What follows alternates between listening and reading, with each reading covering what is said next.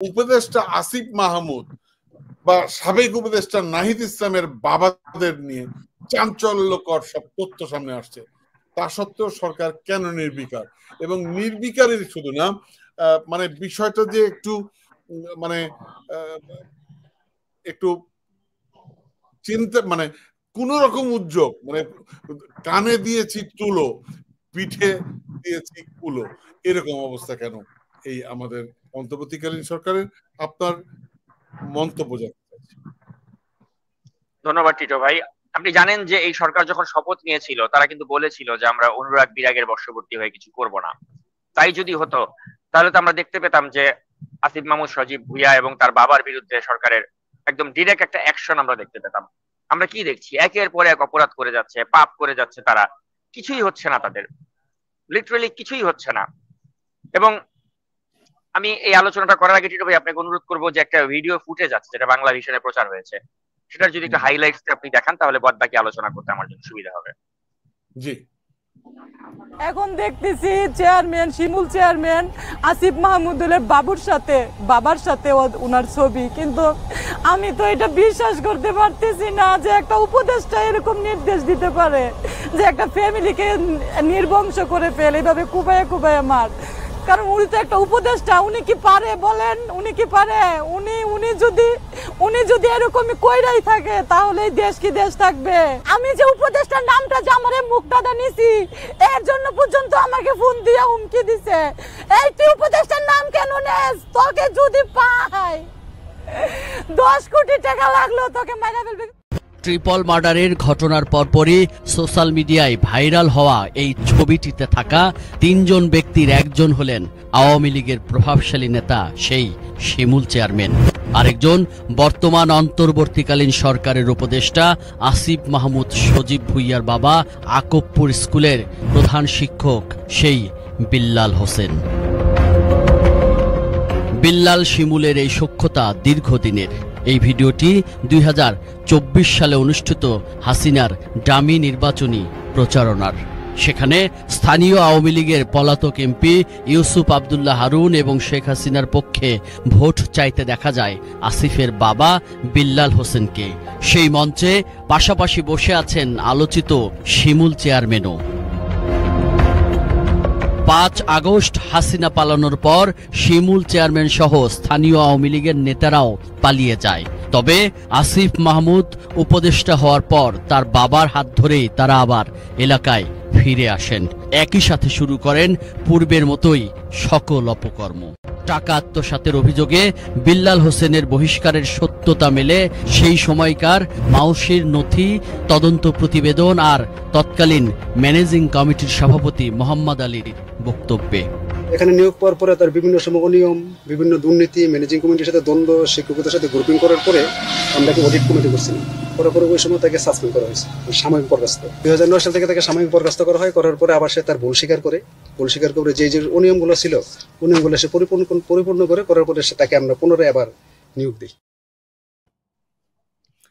ভাই আমরা ভিডিওটি দেখলাম, তো এখানে আসলে যে মূল বিষয়টা সেটা হচ্ছে যে 3 জুলাই কুমিল্লার মুরাদনগরে একটা ট্রিপল মার্ডারের ঘটনা ঘটেছিল এবং এই যে নারীটির ক্রন্দন আমরা দেখলাম তার নাম হচ্ছে রিক্তা আক্তার। এই রিক্তা আক্তারের চোখের সামনেই কিন্তু তার পরিবারের সদস্যদেরকে একে একে কুপিয়ে এবং পাথর দিয়ে থেতলিয়ে হত্যা করা হয় এবং যাদেরকে হত্যা করা হয়। আমি এই জায়গায় আপনার একটা কথা বলতে চাই এবং কোইন্সিডেন্ট কিনা আমি জানি না, ওই দিন আমি কুমিল্লায় উপস্থিত ছিলাম এবং আমি এই ঘটনাটা শুনেছি। এবং সবচেয়ে ইন্টারেস্টিং হচ্ছে এই মুনিয়া হত্যা মামলার যিনি লয়ার, আমাদের কুমিল্লার ভদ্রলোক, উনার সাথে দেখা করতেও গিয়েছিলাম। উনি বিস্তারিত বললেন এবং উনি হচ্ছেন কে বলে এই ভিকটিমের পক্ষে লয়ার, এবং উনি বললেন যে সারাদিন লাশগুলো পড়েছিল ওই আমাদের উপদেষ্টার লোকজনের ভয়ে, সারাদিন লাশগুলো কেউ স্পর্শ করতে পারেনি। আমি তখন কুমিল্লায় উপস্থিত।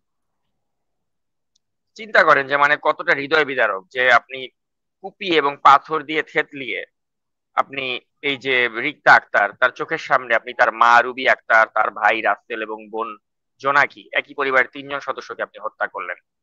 এবং এই ঘটনায় কিন্তু গুরুতর আহত হয়েছিল তার ছোট বোন রুমা আক্তার, যিনি এখন রাজধানীর একটি হাসপাতালে চিকিৎসাধীন আছেন। এবং আরেকটা মানে বিষয় হচ্ছে যে এই সন্ত্রাসীদের হামলা থেকে কিন্তু বাদ যায়নি তার ভাইয়ের 11 মাস বয়সী একটা ছোট্ট শিশু রাইসা। তো এখন আপনি দেখলেন এই ভিডিওতে কিন্তু উঠে এসেছে যে এই হত্যাকাণ্ডের যে মূল আসামি স্থানীয় আওয়ামী লীগ নেতা এবং ইউপি চেয়ারম্যান শিমুল বিল্লাহ সহ প্রধান আসামিরা, তারা এখন এই উপদেষ্টা আসিফ মাহমুদ সজীব ভুঁইয়ার যে বাবা বিল্লাল, তার ছত্রছায়ায় রয়েছেন এবং পুলিশ তাদেরকে গ্রেফতার করতে পারছে না। এবং ঘটনা কিন্তু এখানেই শেষ নয়। আপনি গত বছরের 17ই সেপ্টেম্বরের যদি একটি ঘটনা দেখেন, যে একই এলাকার দাকুবপুরের ইয়াকুব আলী ভুঁইয়া পাবলিক উচ্চ বিদ্যালয়ে আরেকটি ঘটনা ঘটেছিল। এই ঘটনার ভুক্তভোগী হচ্ছেন ওই স্কুলেরই সহকারী প্রধান শিক্ষক শিখা রানী। তো এই শিখা রানীও কিন্তু বাংলা ভিশনারি প্রতিবেদনে তিনিও কিন্তু বেশ কিছু চাঞ্চল্যকর তথ্য দিয়েছেন। তিনি বলেছেন যে ওই 17ই সেপ্টেম্বর গত বছরের তাকে ওই স্কুলের একটি কক্ষে আটকে রেখে প্রথমে তাকে পদত্যাগের জন্য চাপ দেওয়া হয়েছিল এবং রাজি না হলে এক পর্যায়ে তার উপরে অমানবিক নির্যাতন নেমে এসেছিল এবং দীর্ঘ 6 ঘন্টারও বেশি সময় তাকে একটি কক্ষে অবরুদ্ধ করে বিবস্ত্র করে তার উপরে নির্যাতন চালানো হয় এবং পরে তাকে স্কুল থেকে বের করে ঘুরানো হয় গ্রামের প্রধান সড়কগুলোতে। এবং আপনি ওই ভিডিও ফুটেজ যদি দেখেন, দেখবেন যখন তাকে ঘুরানো হচ্ছিল ওই যে মব তৈরি করা হয়েছিল, ওই মবের সাথে কিন্তু নেতৃত্বে ছিলেন এই আসিফ মাহমুদ সজীব ভুঁইয়ার বাবা এই বিল্লাল। এবং এর কারণটা কি? কারণটা হচ্ছে যে এই আসিফ মাহমুদের বাবা, তিনি এই স্কুলেরই প্রধান শিক্ষক বিল্লাল হোসেন, তিনি একসময় এই স্কুলের টাকা আত্মসাতের অভিযোগে অভিযুক্ত হয়েছিলেন এবং তখন ওই বিল্লাল হোসেনকে কিন্তু 2014 সালে বহিষ্কার করা হয়েছিল। আর যখন তাকে বহিষ্কার করা হয়েছিল তখন ভারপ্রাপ্ত প্রধান শিক্ষক হয়েছিলেন এই শিখা রানী। এখন তার ছেলে, এই বিল্লালের ছেলে আসিফ মাহমুদ সজীব ভুঁইয়া হচ্ছেন উপদেষ্টা। এখন এই ছেলে উপদেষ্টা হওয়ার পরে এখন তাকে তো এই 2014 সালের ঘটনাটা প্রতিশোধ দিতে হবে, যে তিনি স্কুলের টাকা আত্মসাৎ করেছিলেন এবং এ কারণে চাকরিচ্যুত হয়েছিলেন, তার বেনিফিশিয়ারি হয়েছিলেন এই শিখা রানী।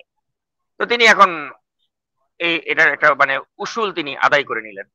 তো এই যদি হয় মানে আইনের শাসন এই দেশে, আপনি কি বলবেন? চোখের সামনে এই ঘটনা একটা জাতীয় মানে একটা ন্যাশনাল একটা ব্রডকাস্ট মিডিয়াতে প্রকাশিত হলো, কি ব্যবস্থা নিয়েছে ইউনূসের সরকার? কোনো ব্যবস্থা নেয়নি, কারণ উপদেষ্টার বাপ। আবার আমি যদি বলি যে শুধু কি আসিফের বাপ যদি এরকম ভয়ঙ্কর বিল্লাল হয়, আরেকজন ভয়ঙ্কর হচ্ছে নাহিদ ইসলামের বাবা, তার নাম হচ্ছে বদরুল ইসলাম জমির। এই জমির 5 আগস্টের পর থেকে কিন্তু ফ্যাসিবাদের দোসর সিদ্ধেশ্বরী কলেজের যে প্রিন্সিপাল শেখ জুলহাস উদ্দিনকে মোটা অঙ্কের ঘুষের বিনিময়ে কিন্তু এই পদে বহাল রেখেছেন এবং এখনো কিন্তু সিদ্ধেশ্বরী কলেজের প্রিন্সিপাল হিসেবে এই শেখ জুলহাস উদ্দিন তিনি রয়েছেন, বহাল তবিয়তে আছেন, কারণ তাকে শেল্টার দিচ্ছে নাহিদের বাবা বদরুল ইসলাম জমির। আমি ছবি সহ প্রমাণ সহ কিন্তু এগুলো একটা ভিডিও প্রতিবেদনের মাধ্যমে তুলে ধরেছি। কেউ কোনো কর্ণপাত করেছে, কেউ কোনো ব্যবস্থা নিয়েছে? কোনো ব্যবস্থা নেওয়া হয়নি। ঘটনা এখানেই শেষ নয়। 5ই আগস্টের পরে আওয়ামী লীগ নেতা আলম আহমেদের মালিকানাধীন হোটেল হলিডে ইন, এটি খেলাপি ঋণের দায় কিন্তু বন্ধ হওয়ার উপক্রম হয়েছিল। আলমের ভাই ইকবাল আহমেদ তখন তিনি করলেন কি, এই নাহিদের বাবা তার শরণাপন্ন হলেন এবং তিনি এই বদরুল ইসলাম জমিরকে তার হোটেলে নিয়ে আসলেন, হোটেলে নিয়ে এসে তাকে আপ্যায়ন করলেন এবং শোনা যায় যে তাকে তিনি মোটা অঙ্কের টাকা দিয়েছেন এবং তিনি বলেছেন যে আমি প্রশাসনকে সবাইকে ম্যানেজ করছি, আপনি হোটেলের কার্যক্রম চালিয়ে যান, কিছুই আপনার হবে না। এবং আসলেই কিছু হয়নি। হলিডে ইন কিন্তু এখনো বহাল তবিয়তে আছে এবং এই আওয়ামী লীগ নেতা আলম আহমেদের ভাই ইকবাল আহমেদ তিনি এটি এখনো পরিচালনা করছেন। প্রশাসন বা পুলিশ কেউ তাকে কোনো ধরনের কিছু করার সাহস পায় না, কারণ তাকে সরাসরি শেল্টার দিচ্ছে নাহিদ ইসলামের বাবা বদরুল ইসলাম জমির। তো চিন্তা করেন যে কি একটা অবস্থা। আবার খুলনা সার্কিট হাউসে 25শে এপ্রিল অনার্স এবং মাস্টার্স শিক্ষকদের এমপিওর দাবির বিষয়টি আলোচনা করা হয় এবং নাহিদের বাবা জমির এ সংক্রান্ত ডকুমেন্ট ফাইলগুলো শিক্ষকদের থেকে গ্রহণ করে তাদেরকে এমপিও ভুক্তির আশ্বাস দিয়েছিলেন। এখন আমার প্রশ্ন হচ্ছে যে নাহিদের বাবা তিনি কি শিক্ষা উপদেষ্টা নাকি শিক্ষা সচিব? তার কোন এখতিয়ারে তিনি তাদেরকে আশ্বাস দেওয়ার সাহস পান? এই ছবি আমি প্রকাশ করেছি। এই ব্যাপার নিয়েও কিন্তু তাকে প্রশ্ন করার মতো কেউ নেই। আবার এখন যে কুমিল্লা সোসাইটি, যেটি এই কুমিল্লা সোসাইটিতে এই বদরুল ইসলাম জমির নাহিদের বাবা, তার সুপারিশেই কিন্তু এখানকার নবনির্বাচিত সভাপতি হয়েছেন এনামুল হক। তো এখন আপনি চিন্তা করে দেখুন যে একটা কুমিল্লা সোসাইটির মতো একটা অর্গানাইজেশন, এখানেও যিনি সভাপতি হবেন এটা ওই নাহিদের বাবার কথাতে তাকে হতে হচ্ছে। তাহলে কি ক্ষমতা নিয়ে তারা চলছে? আর সবচেয়ে বড় কথা হচ্ছে 5ই আগস্টের পরে এই নাহিদ ইসলামের বাবা বদরুল ইসলাম জমির তিনি একটা রীতিমতো মুশকিল আসান সেন্টার খুলে ফেলেছেন এবং বনশ্রী এলাকাতে তিনি একটা ফ্ল্যাটে একটা অফিস ভাড়া করেছেন। ওইখানে প্রতিদিন সকাল থেকে তার কাছে মানুষজন আসে তদবির বাণিজ্য করতে। কারো কারো কাজ তিনি করে দিতে পারেন, কারো কারো কাজ করে দিতে নাও পারেন। টাকা কিন্তু ঠিকই নিচ্ছেন সবাই থেকেই। এবং অনেক ভুক্তভোগী আমাদেরকে নাম প্রকাশ না করার শর্তে জানিয়েছেন যে মোটা অঙ্কের টাকা দিয়েছি এই চাচাকে, চাচা তো কাজটা করে দিতে পারে নাই। আবার কোনো কোনো ক্ষেত্রে তিনি করে দিতে পেরেছেন, কিন্তু টাকা তিনি ঠিকই নিচ্ছেন। এবং ওই টাকাতে আপনি দেখবেন যে তার ভুঁড়িটা, তার এত বড় ভুঁড়ি কিন্তু আগে ছিল না। তার এবং তার ছেলের আপনি দেখবেন গত 11 মাসে বিশাল আকারের ভুঁড়ি হয়েছে।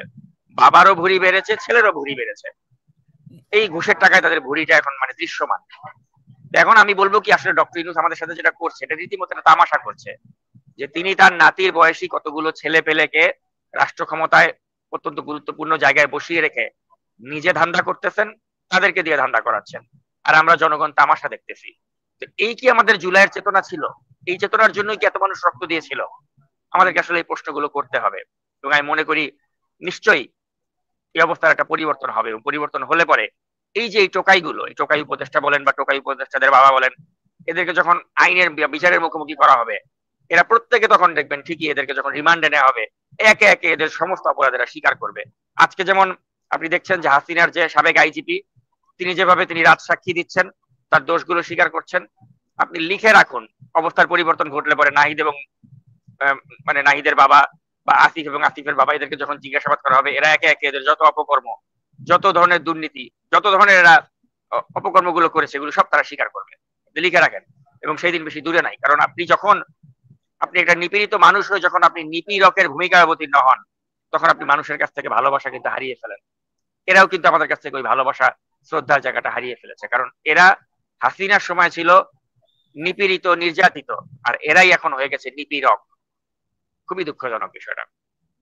এবং সবচেয়ে বড় দুঃখজনক থাকে, আমি তো বাংলাদেশে অবস্থান করছি, আমি তো চোখ কান খোলা রাখছি, মানে এমন একজনকে পেলাম না যে যারা এই ধান্দাবাজি করছে না, যারা তদবির বাণিজ্য করছে না, যারা ফোন করছে না, উত্তপ্ত করছে না, সরকারি কাজে বাধা দিচ্ছে না, একজনকেও পায়নি। সবাই টাকার পেছনে ছুটছে। তাহলে আমি অবাক হয়ে যাই, এই তরুণদের প্রতি আমাদের তো এরকম ছিল না সাকিব। আমরা তো অনেক আশা, আমি ব্যক্তিগতভাবে অনেক আশা করেছিলাম, আমার আশা নিরাশা হয়ে যাচ্ছে।